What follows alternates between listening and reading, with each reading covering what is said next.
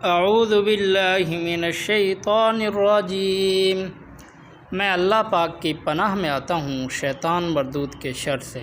بسم اللہ الرحمن الرحیم، شروع اللہ کے نام سے جو سب پر مہربان ہے، بہت مہربان ہے۔ تبت یدا ابی لہب وتب، ہاتھ ابو لہب کے برباد ہوں اور وہ خود برباد ہو چکا ہے۔ ما اغنی عنہ مالہ وما کسب، اس کی دولت اور اس نے جو کمائی کی تھی وہ اس کے کچھ کام نہ آئی۔ سیصلی نارا ذات لہب، وہ بھڑکتے شعلوں والی آگ میں داخل ہوگا۔ وامرأتہ حمالۃ الحطب، اور اس کی بیوی بھی لکڑیاں ڈھوتی ہوئی۔ فی جیدہا حبل من مسد، اپنی گردن میں مونج کی رسی لیے ہوئے۔ یہ مکی سورۃ اللہب 5 آیتوں پر مشتمل ہے۔ یہ سورۃ اللہب، اس کی تشریح میں کچھ عرض کرتا ہوں۔ ابو لہب حضور اکرم صلی اللہ علیہ وسلم کا ایک چچا تھا جو آپ کی دعوت اسلام کے بعد آپ کا دشمن ہو گیا تھا، طرح طرح سے تکلیفیں پہنچاتا تھا۔ جب حضور اکرم صلی اللہ علیہ وسلم نے پہلی بار اپنے خاندان کو جمع کر کے صفا پہاڑ پر اسلام کی دعوت دی تو ابو لہب نے یہ جملہ کہا تھا، تبا لک لہذا جمعتنا، یعنی بربادی ہو تمہاری، کیا اس کام کے لیے تم نے ہمیں جمع کیا تھا؟ معاذ اللہ۔ اس کے جواب میں یہ صورت نازل ہوئی۔ اس میں پہلے تو ابو لہب کو بد دعا دی گئی کہ بربادی معاذ اللہ آپ صلی اللہ علیہ وسلم کی نہیں ہے، بلکہ ہاتھ ابو لہب کے برباد ہوں۔ یہ ہاتھ ابو لہب کے برباد ہوں، عربی محاورے میں ہاتھوں کی بربادی کا مطلب انسان کی بربادی ہی ہوتا ہے۔ اور پھر فرمایا گیا کہ وہ برباد ہو گیا، وتب، برباد ہو ہی گیا، یعنی اس کی بربادی اتنی یقینی ہے کہ جیسے ہو چکی ہو۔ جنگ بدر کے 7 دن بعد اسے طاعون جیسی بیماری ہوئی جسے عدسہ کہتے ہیں، عدسہ۔ عرب کے لوگ چھوت چھات کے قائل تھے اور جسے عدسہ کی بیماری ہوتی تھی اسے ہاتھ بھی نہیں لگاتے تھے، چنانچہ وہ اسی حالت میں مر گیا اور اس کی لاش میں سخت بدبو پیدا ہو گئی، یہاں تک کہ لوگوں نے کسی لکڑی کے سہارے سے اسے ایک گڑھے میں دفن کیا۔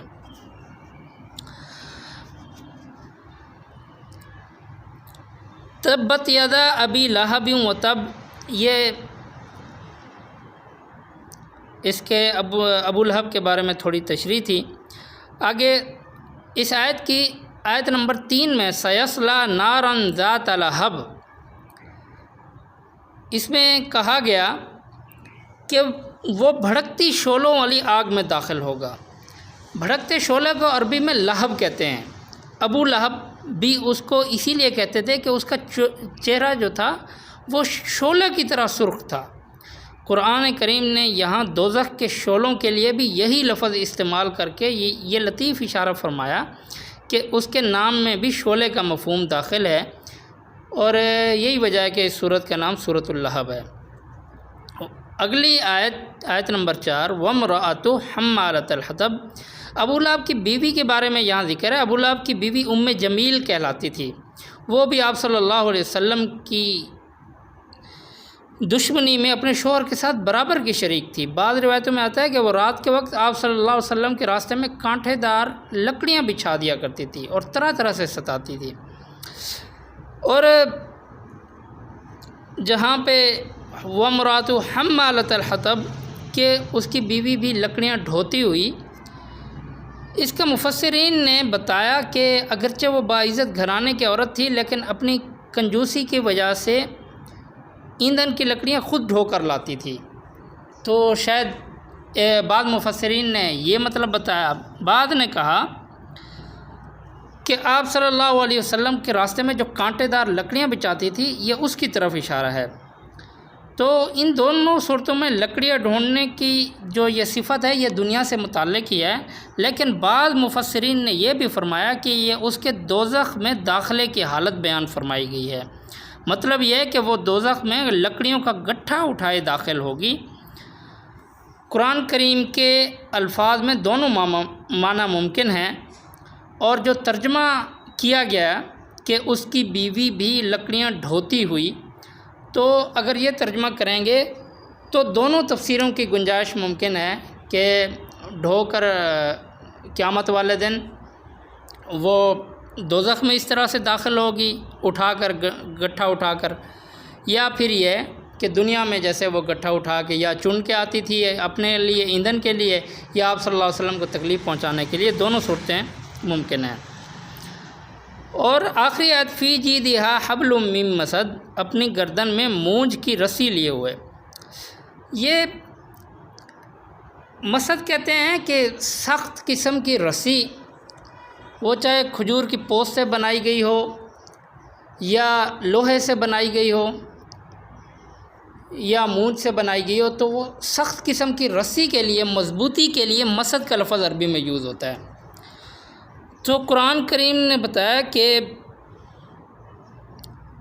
جو